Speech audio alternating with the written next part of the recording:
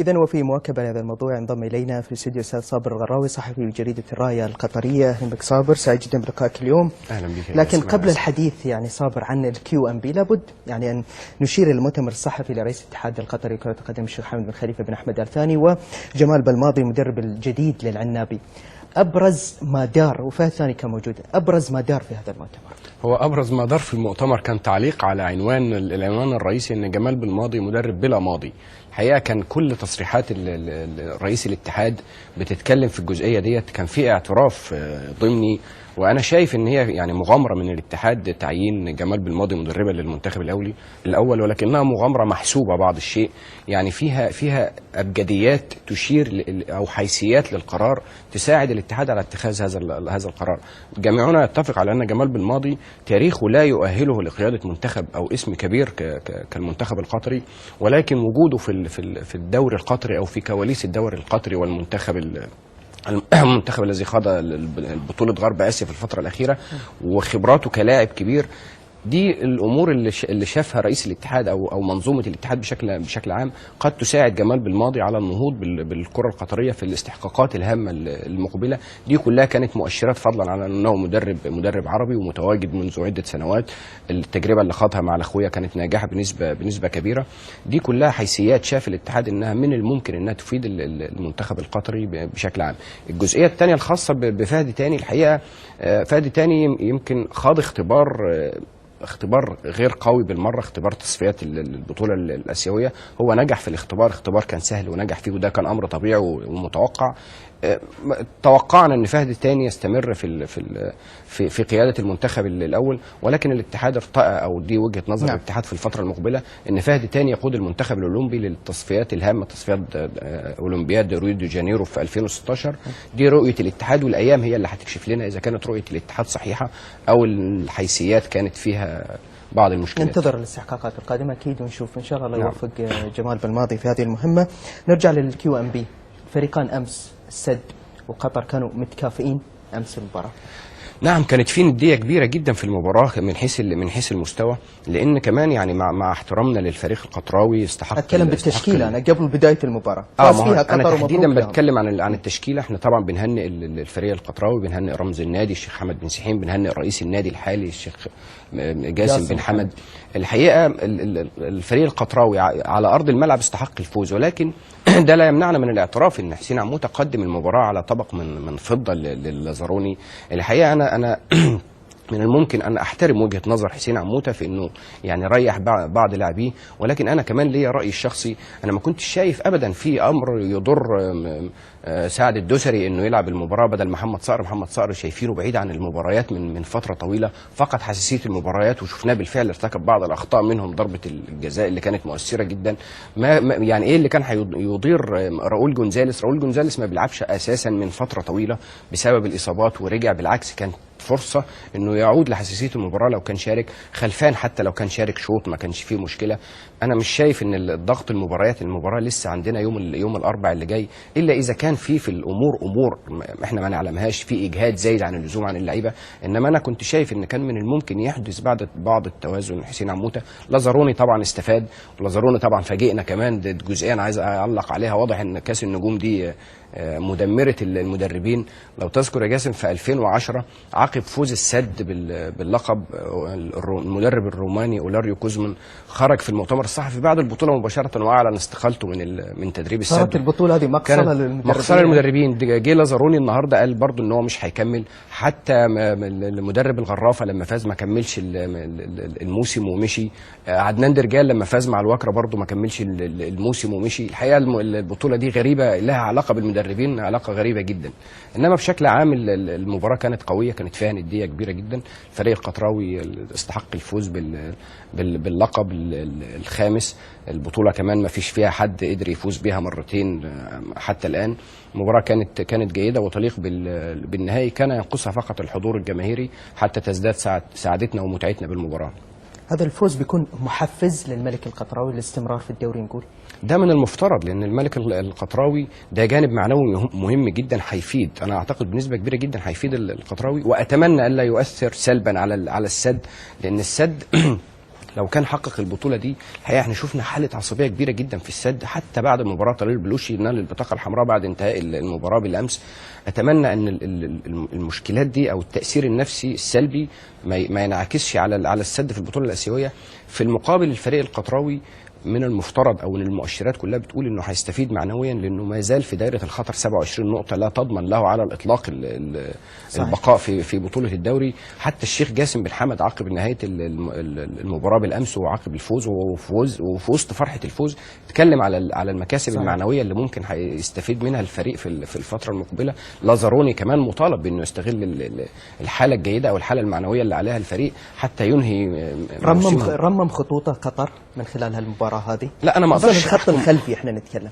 انا ما اقدرش. لا كانت في مشكلات بالفعل في الفريق القطراوي في الشوط الاول تحديدا. الشوط الثاني كانت في مؤشرات جيده داخل الفريق في الخط الخلفي تحديدا كما ذكرت، ولكن انا ما اقدرش احكم بشكل نهائي على المباراه. الوضع مختلف. حسين عموته رفع الرايه البيضاء قبل المباراه وقال ان انا المباراه لا تعنيني واللقب لا يعنيني ولا يعني نادي السد. كانت المؤشرات كلها بتقول ان فرصه الملك القطراوي هي الاقرب، فبالتالي ده مش مقياس نهائي لان المنافسات في الدوري تختلف. بس دخل نذير وتباته دخلهم في الدقيقه 64 يعني كانت طارت الطيور بارزاقها. كان صعب العوده وخصوصا ان كان خبرات اللاعبين الفريق القطراوي كان مكتمل الصفوف كانوا قدروا يمتصوا حماس بقيه الشباب في نادي السد. ابقى نعود الى ضيفي استاذ صابر هنا في الاستوديو. هل ثمة شعور لدى لازاروني انه غير مرغوب به الموسم المقبل مع نادي قطر؟ نعم، لو عدنا بالذاكرة قليلا الفترة اللي تولى فيها لازاروني قيادة المنتخب وبعدين لما عاد لقطر كانت في حالة تفاؤل كبيرة جدا داخل صفوف الفريق القطراوي وداخل جمهور الفريق القطراوي ان لازاروني قادم لتحقيق البطولات وقيادة الفريق لمزاحمة الكبار على الصدارة. والحقيقة ما شاهدناه كان عكس ذلك تماما. الفريق القطراوي دائما متواجد في منطقة الوسط، لا ينافس على التواجد في المربع الذهبي، بل على العكس هو بينافس حاليا للهروب من شبح الهبوط. بطولة كأس النجوم لا يمكن ابدا ان تكون مقياس لمدرب بحجم لازاروني ادار او كان قائدا للمنتخب البرازيلي في عام 90، مدرب له اسمه وله تاريخه. الجماهير كانت بتنتظر منه الكثير. الحقيقه في حاله ملل كبيره جدا صدفت العلاقه ما بين او حاله فتور صدفت العلاقه ما بين لازاروني من ناحيه وما بين الاداره من ناحيه وما بين لازاروني ولاعيبته من ناحيه. في حاله ملل. انت عارف والاسباب الاسباب يمكن ما فيش جديد في الفريق. يمكن لازاروني يقدم كل ما لديه لدى الفريق. يمكن اللاعبين كمان شعروا بملل. ما فيش جديد في تعليمات بيتلقوها يعني وفروا لك كل المقومات من المدرب. هو طبعا ده ما اقدرش اقول ان هو توفر بشكل كامل، ولكن توفرت نسب كبيره جدا منه. معدلات المقومات كانت متوفره بشكل مقبول لدى لازاروني. كان فاضل دور المدرب يعطي لمسه او على الاقل انا ما اقولش ان المقومات اللي متوفره له تساعده على الفوز بلقب بطولة الدوري، بس على الأقل تساعدوا على التواجد في المربع الذهبي. هذا الهدف لم يتحقق على أقل تقدير، وبالتالي الفريق في حاجة إلى إعادة تجديد الدماء مرة أخرى وإحداث انتعاشة فنية. اللاعبين تغيروا على لازاروني في الكام سنة الأخيرة ولازاروني باقي. حسيت من كلامك أن لازاروني ما عنده جديد يقدمه لنادي قطر. يمكن ده بنسبة كبيرة هو ده غالبا في وجهة نظري ان لازاروني اكتفى بالدور اللي هو بيأديه. هو مدرب طبعا عنده خبرات كبيرة جدا، ولكن حالة الفتور اللي اصابت علاقته باللاعبين لم تعد تفيد الفريق. لازاروني كان يجيد في بداية او في ولايته الاولى مع الملك القطراوي كان يجيد اللعب على الوتر المعنوي للاعبين. واضح ان الجرعات المعنوية لم تعد تؤتي ثمارها وكانت محتاجة جرعات تانية فنية غير الجرعات المعنوية، وهذه لم تعد موجودة داخل الفريق حاليا. يعني الموسم هذا تعتبره فاشل للازاروني مع قطر؟ طبعا لما يكون فريق قطراوي مهدد بشبح الهبوط حتى قبل 4 جولات من النهايه، ده يعتبر فشل لفريق بحجم الملك القطراوي. ده من غير ما نكون ظالمينه او شيء. لما يكون الفريق حتى الان لديه 27 نقطه ومهدد بشكل كبير جدا. بس الفشل مش للمدرب بروحه يعني. لا الفشل بيشمل الفريق، ولكن في البدايه احنا بنتحدث عن المدرب بحكم ان هو راس الفريق. أعود إلى ضيفي أستاذ صابر هنا في الاستوديو في وقفة أخيرة. هل تتفق مع سعد عن حلمه بالعودة للعنابي؟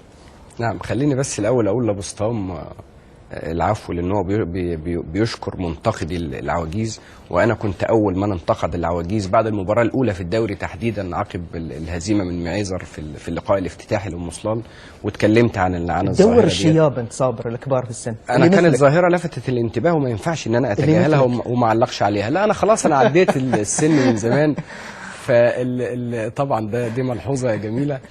انما انا لاحظت القصه ديت ولاحظت ان كان في 10 لعيبه في تشكيله المصلال في بدايه المباراه فوق معدين ال 32 سنه، ودي كانت ملاحظه ما ينفعش نتجاهلها. فطبيعي انتقدت الجزئيه دي، ولكن اذا كان سعد شايف ان انتقادنا او بيهاجم انتقادنا دوت، فانا احب اقول له ان الفريق اتغير تماما، اتغير فيه 6 أو 7 لعيبه. حدثت التوليفه اللي احنا كنا بنطالب بيها، اللي هي ما بين الشباب وما بين الخبره. عندما حدثت هذه التوليفه حدثت الانتصارات، واذا كانت انتقاداتنا يعني اصفرت واثمرت فده دورنا. لعيبتنا محتاجين استفزاز، وده واجبنا. ده طبيعي، احيانا بيكونوا محتاجين كده، ولكن محتاجين جانب فني ايضا، محتاجين دعم الشباب مع الخبره. سعد كمان هو نفسه نموذج بيأكد ان احنا انتقاداتنا كانت سليمه، لانه سعد حاليا خارج التشكيله الاساسيه للفريق في الوقت اللي بدأ فيه الفريق يحقق الانتصارات، ولكن هذا يعني في الوقت نفسه لا يمنع من ان سعد من حقه ان يدافع عن حظوظه وعن قدرته في الانضمام للمنتخب او العوده للمنتخب.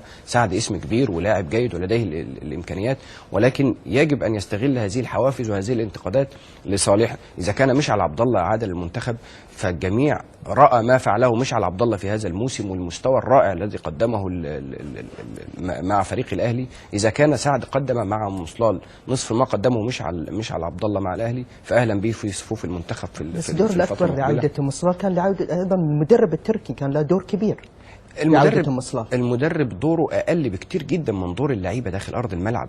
اللعيبه احنا كانت في حاله شيخوخه داخل فريق المصلال في بدايه الموسم. مهما جبت مدرب او مهما تعاقدت مع اداره فنيه تدير هذه الكتيبه من لعيبه كبار السن، الامر كان هيبقى صعب جدا.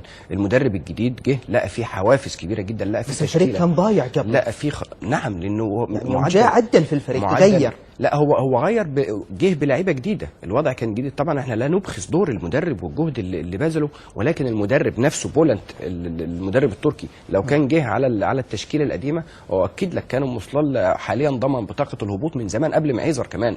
لان انما ما حدث الاداره، وده شيء يحسب للاداره، زي احنا ما هاجمنا الاداره بشراسه في بدايه الموسم، من حقنا او من واجبها علينا دلوقتي ان احنا نديها حقها، لان الاداره عملت في منتصف الموسم بشكل اكثر من رائع، عكس الكثير من الفرق التي أدارت الأمور بشكل سيء في منتصف الموسم، وبالتالي دخلت في نفق الهبوط مثل الخرطيات، مثل الوكرة. العديد من الفرق لم تدر الموسم بشكل جيد، وبالتالي تعرضت لهزات عنيفة، عكس مصلال اللي عاش انتعاشة كانت كبيرة ومؤثرة، واعتقد انها لم تحدث ولن تحدث مرة أخرى في الدوري القطري بهذه الصورة.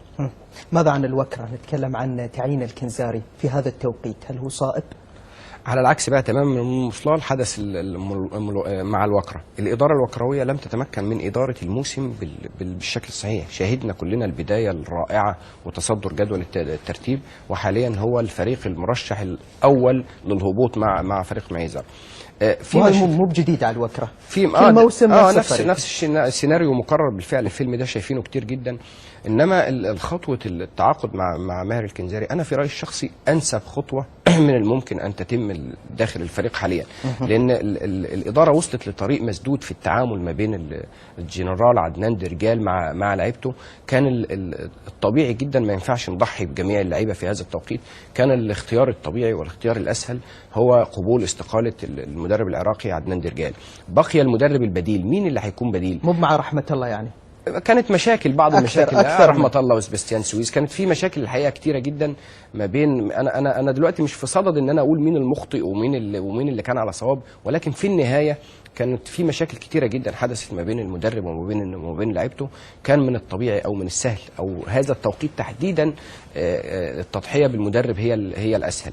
البديل في هذه الحاله وانا سمعت بعض ما دار في الجلسات الداخليه ما بين النادي. كان في مدربين مطروحين اجانب كتير في الفتره ديت، ولكن القرار الاصوب كان لابد من مدرب عربي يجيد اللعب على الوتر المعنوي، لان اي تدخل فني في هذه الفتره تحديدا غير مفيد لاي فريق. مركز 13 نعم، وهو الاقرب للهبوط، ولكن بس ليه ما يتعرف الكنزاري على الفريق الخوف انه يهبط؟ ما هو ليه بقى الاختيار الكنزاري؟ هذا مرشد هو اللي قال كذا بعيد مقاله. نعم، الكنزاري ليه تحديدا تم اختيار الكنزاري؟ لان الكنزاري مش بعيد عن كواليس الدوري القطري، ويعرف جميع اللاعبين ولعب ضدهم كتير عندما تولى مسؤوليه السيليه، وكمان بيعرف يلعب على الوتر المعنوي.